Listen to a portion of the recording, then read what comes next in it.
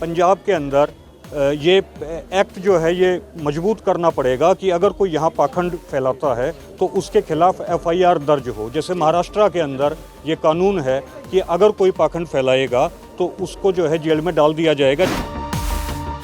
कि अगर ये हो तो जो है पंजाब के अंदर क्रिश्चियनिटी को रोका जा सकता है, उस क्रिश्चियनिटी को जो सही मायने में क्रिश्चियनिटी नहीं है बल्कि पाखंड है।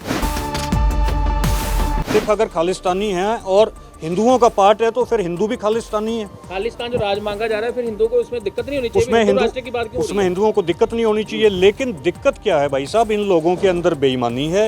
ये अधूरा नैरेटिव सेट करने की कोशिश करते हैं। जब पूरी बात पे आएंगे तो ये भाग खड़े होंगे, क्योंकि ये सत्य को स्वीकार नहीं कर रहे। सत्य ये है कि सिख कौम एक वखरी कौम है, सिख धर्म एक वखरा रिलीजन है, और जो है हम लोग जब तक वखरे रहेंगे तब तक गुरु महाराज की ताकत हमारे साथ रहेगी। ਅੱਜ ਆਜ਼ਾਦ ਸਮਾਜ ਪਾਰਟੀ ਦੇ ਵੱਖ-ਵੱਖ ਆਗੂ ਸ਼੍ਰੀ ਅਕਾਲ ਤਖਤ ਸਾਹਿਬ ਤੇ ਜਥੇਦਾਰ ਸ਼੍ਰੀ ਅਕਾਲ ਤਖਤ ਸਾਹਿਬ ਨਾਲ ਮੁਲਾਕਾਤ ਕਰਨ ਪਹੁੰਚੇ ਆ ਤੇ ਉਹਨਾਂ ਦੇ ਨਾਲ ਹਰਿਆਣੇ ਤੋਂ ਸਿੱਖ ਨੌਜਵਾਨ ਮਨਜੋਤ ਸਿੰਘ ਦੂਧ ਵੀ ਜਿਹੜੇ ਉਹ ਪਹੁੰਚੇ ਹੋਏ ਆ। ਵੱਖ-ਵੱਖ ਸਿੱਖ ਮਸਲਿਆਂ ਤੇ ਅੱਜ ਅਸੀਂ ਉਹਨਾਂ ਦੇ ਨਾਲ ਗੱਲਬਾਤ ਕਰ ਲੈਂਦੇ ਆ। ਲਗਾਤਾਰ ਹੀ ਪੰਜਾਬ ਦੇ ਵਿੱਚ ਧਰਮ ਪਰਿਵਰਤਨ ਦਾ ਮੁੱਦਾ ਬਹੁਤ ਗਰਮਾਇਆ ਹੋਇਆ ਹੈ। ਤਾਂ ਤਸਵੀਰ ਤੁਸੀਂ ਦੇਖ ਸਕਦੇ ਹੋ ਕਿ ਮਨਜੋਤ ਸਿੰਘ ਦੂਧ ਸਾਡੇ ਨਾਲ ਮੌਜੂਦ ਹੈ। ਗੱਲਬਾਤ ਅਸੀਂ ਮਨਜੋਤ ਸਿੰਘ ਦੂਧ ਨਾਲ ਕਰਨ ਦੀ ਕੋਸ਼ਿਸ਼ ਕਰਦੇ ਹਾਂ ਕਿ ਸਿੱਖ परिवर्तन के मामले पे की कुछ वो कहना चाहते हैं। देखिए, मेरा इसमें पर्सनली ये है भाई, कोई बोले राम राम, कोई खुदाए, कोई सेवई गुसैया, कोई अलाए। नाम का झगड़ा नहीं है वीर जी, नाम तो कोई कुछ भी रख ले। सवाल यहाँ ये है कि बेईमानी चल रही है पंजाब के खिलाफ, और जो केवल नाम सही करने से भी, जो आपकी बात मान भी ली जाए कि नाम सही भी कर लिए जाएं कि क्रिश्चियन ही नाम रखें, उससे भी ये मुद्दा सुलझने वाला नहीं है। ये मुद्दा तो तब सुलझेगा जब इस षड्यंत्र को पूरे तरीके से सिख समाज समझेगा कि भाई ये पंजाब के खिलाफ कॉन्स्पिरेसी है, ये पंजाब के खिलाफ साजिश है, और इसमें जब हम लोग समझेंगे तो ही इसका समाधान होगा। कारण क्या समझते हैं, हो क्यों रहा है और रुकेगा कैसे?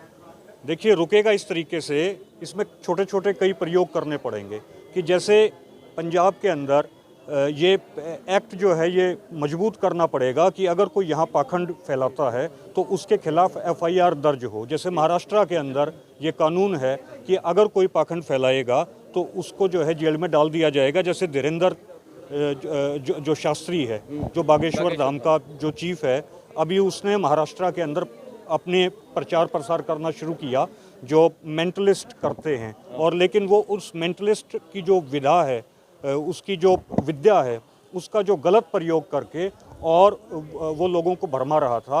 तो वहाँ इस चीज़ को जब रैशनलिस्ट सोसाइटी ने एक्सपोज करना शुरू किया और इसके खिलाफ जब एफआईआर हुई तो ये वहाँ से भागा। तो ये कानून जो महाराष्ट्र के अंदर हैं, इन कानूनों का सदुपयोग जो है हमें पंजाब में, हरियाणा में करना पड़ेगा। तो इस तरीके से ये एक छोटे छोटे जो है एग्जाम्पल जो है हम लोग शेयर कर रहे हैं कि अगर ये हो तो जो है पंजाब के अंदर क्रिश्चियनिटी को रोका जा सकता है, उस क्रिश्चियनिटी को जो सही मायने में क्रिश्चियनिटी नहीं है बल्कि पाखंड है।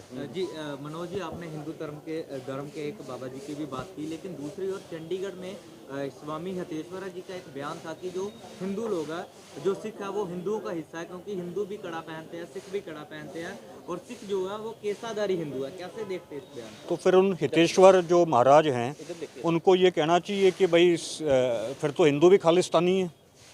भाई अगर सिक्खी जो है, जो हमें सिखों को बदनाम करते हैं वो कि भाई सिख खालिस्तानी हैं, तो वो ये भी तो कहें कि भाई सिख अगर खालिस्तानी हैं और हिंदुओं का पार्ट है तो फिर हिंदू भी खालिस्तानी है। खालिस्तान जो राज मांगा जा रहा है, फिर हिंदुओं को उसमें दिक्कत नहीं होनी चाहिए। उसमें हिंदुओं को दिक्कत नहीं होनी चाहिए, लेकिन दिक्कत क्या है भाई साहब, इन लोगों के अंदर बेईमानी है। ये अधूरा नैरेटिव सेट करने की कोशिश करते हैं। जब पूरी बात पे आएंगे तो ये भाग खड़े होंगे, क्योंकि ये सत्य को स्वीकार नहीं कर रहे। सत्य ये है कि सिख कौम एक वखरी कौम है, सिख धर्म एक वखरा रिलीजन है, और जो है हम लोग जब तक वखरे रहेंगे तब तक गुरु महाराज की ताकत हमारे साथ रहेगी। जी, केंद्र वालों ਜਿਹੜੀਆਂ ਅੱਜ ਈਡੀ ਦੀਆਂ ਰੇਡਾਂ ਕੀਤੀਆਂ ਗਈਆਂ ਹੈ, ਜਲੰਧਰ 'ਚ ਵੀ ਇੱਕ ਪਾਸਟਰ ਦੇ ਘਰ ਕੀਤੀ ਗਈ, ਅੰਮ੍ਰਿਤਸਰ ਕਪੂਰਥਲਾ, ਉਸ ਰੇਡਾਂ ਨੂੰ ਕਿਸ ਤਰ੍ਹਾਂ ਦੇਖਦੇ ਕਿ ਲੱਗਦਾ ਕਿ ਜੋ ਧਰਮ ਪਰਿਵਰਤਨ ਲਈ ਵਿਦੇਸ਼ਾਂ ਤੋਂ ਫੰਡਿੰਗ ਹੁੰਦੀ ਆ ਰਹੀ, ਅਕਸਰ ਹੀ ਸੁਣਦੇ ਸੀ, ਔਰ ਈਡੀ ਦੀ ਰੇਡ ਤੋਂ ਬਾਅਦ ਕੁਝ ਠੱਲ ਪਏਗੀ, ਲੋਕ ਧਰਮ ਪਰਿਵਰਤਨ ਤੋਂ ਰੁਕਣਗੇ?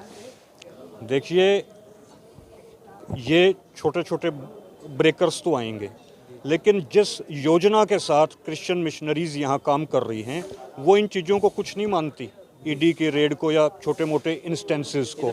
वो एक बहुत बड़ी मूवमेंट है जो क्रिश्चियनिटी के थ्रू पंजाब के अंदर लाई जा रही है।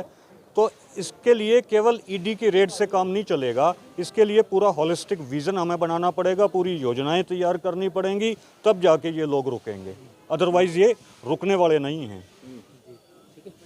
ਤਾਂ ਮਨੋਜ ਜੀ, ਜਿਹੜੀ ਅੱਜ ਦੀ ਤੁਹਾਡੀ ਬੈਠਕ ਹੋਈ ਜਥੇਦਾਰ ਸ਼੍ਰੀ ਅਕਾਲ ਤਖਤ ਸਾਹਿਬ ਨਾਲ, ਕਿੰਨੀ ਕੁ ਬੈਠਕ ਲੱਗਦਾ कारगर साबित होएगी कि कुछ सिट्टा जड़ा इस बैठक चो निकल के सामने आ रहा है? देखिए, इसमें आज भाई चंद्रशेखर रावण जी जो दरबार साहिब में आए और आपने माथा टेका, तो ये एक तरीके से जहाँ हम लोग रुक गए थे ना कि डॉक्टर अंबेडकर सिख नहीं बन सके और वो बोधी में चले गए, तो ये और वहाँ जहाँ सिखों को बदनाम किया गया कि भाई डॉक्टर अंबेडकर साहब सिख इसलिए नहीं बने क्योंकि उसमें सिख लीडरशिप की गलती थी, आज भाई चंद्रशेखर आज़ाद जी ने ये बात समझ ली है और उन्होंने वो बुक भी जो है ली है कि भाई डॉक्टर अंबेडकर सिख क्यों नहीं बन सके, जो मल सिंह जी ने लिखी है। उन्होंने कहा कि मैं इस किताब को हिंदी ट्रांसलेशन नहीं इसकी पढ़ूंगा, मैं इस किताब मैं पंजाबी सीखूंगा, गुरमुखी सीखूंगा और फिर मैं इस बुक को पढ़ूंगा।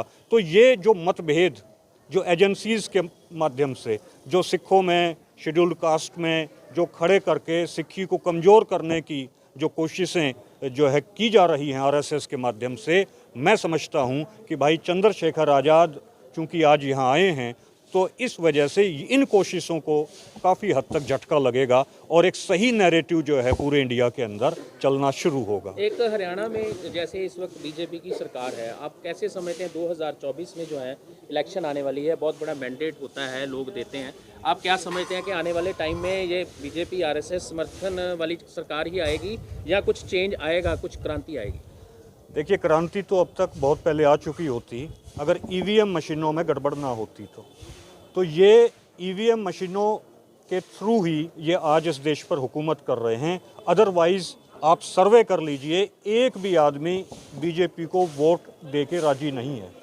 गाँव में आप सर्वे कर लीजिए, यहाँ जितने भाई खड़े हैं इनमें सर्वे कर लीजिए, लेकिन जहाँ पूरी दुनिया में ईवीएम मशीन बड़ी बड़ी डेमोक्रेसीज़ में नहीं है, अमेरिका में नहीं है, वो तो भारत से काफ़ी विकसित कंट्री है, हर महीने में टेक्नोलॉजी में, जापान में नहीं है, इंग्लैंड में नहीं है, फ्रांस में नहीं है, यूरोपियन यूनियन के किसी कंट्री में नहीं है, तो भाई इंडिया के अंदर इस ईवीएम की क्या ज़रूरत है। लेकिन ईवीएम के थ्रू ईवीएम में टेम्परिंग करके ये लोग हुकूमत में बने हुए हैं, तो क्रांति तो इस देश में आ चुकी है। ईवीएम को आप हटा दीजिए, आज ही इस देश में क्रांति इसका हल कैसे होगा, क्योंकि ईवीएम तो अभी भी चल रही है, उसी से ही वोटिंग होनी है। इसका हल जो है यही होगा कि ईवीएम जो है उसको फेल करने का एक तरीका है कि फ़र्ज़ करें एक और थोड़ा सा मेहनत करनी पड़ेगी, थोड़ा पैसा खर्चना पड़ेगा इस चीज़ में।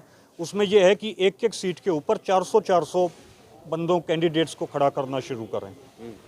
एक एक सीट के ऊपर 400 जब कैंडिडेट्स खड़े होंगे, चाहे विधानसभा हो चाहे लोकसभा हो, तो ईवीएम फेल हो जाएगी, क्रैश हो जाएगी। ईवीएम को ये कोई पार्क में थोड़ा ना लगाएंगे। और ये जो है इलेक्शन कमीशन का भी ये एक इसका क्लॉज है कि एक लिमिटेड शायद 60 है कि इससे ज़्यादा अगर कैंडिडेट्स खड़े हो जाते हैं तो वहाँ हमें बैलेट से इलेक्शन करवाना पड़ेगा।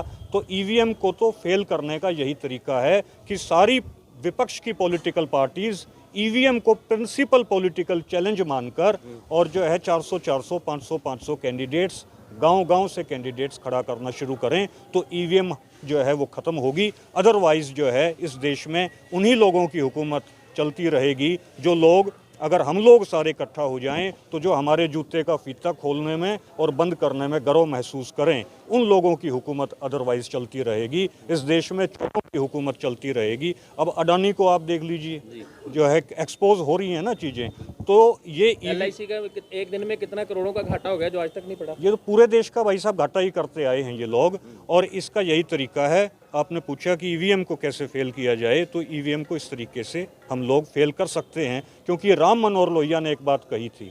राम मनोहर लोहिया ने कहा था कि जिंदा कौमें 5 साल इंतजार नहीं करती, लेकिन इस बात को तो हम सब जानते हैं। लेकिन राम मनोहर लोहिया जी का एक और वाकया था, एक और उनकी कोटेशन थी जिसको भविष्य जानेगा कि अगर अगर राज सही नहीं चल रहा हो तो अराजकता फैला दीजिए, उस अराजकता से कुछ न कुछ पॉजिटिव चीज़ें निकलेंगी। तो ईवीएम को फेल करने का यही तरीका है कि ईवीएम के अंदर अराजकता फैला दें, 400 500 कैंडिडेट्स खड़ा करें, एक एक विधानसभा से, एक एक लोकसभा इसके से। लिए आपकी पार्टी या आपकी जो दल है या संस्था है वो जागरूक करेगी लोगों को इस देखिए, चीज़ के लिए? हमारे इस बारे में काफ़ी बड़े पॉलिटिकल लीडरशिप से हमारी बातें चल रही हैं, जिसमें मैं अभी नाम नहीं लूँगा, लेकिन मैं उनके टच में हूँ। और ऐसा आप देखेंगे कि परमात्मा ने शुक्र रखा, वाहेगुरु जी की कृपा बनी रही, तो उत्तर प्रदेश के अंदर ये एक्सपेरिमेंट होगा।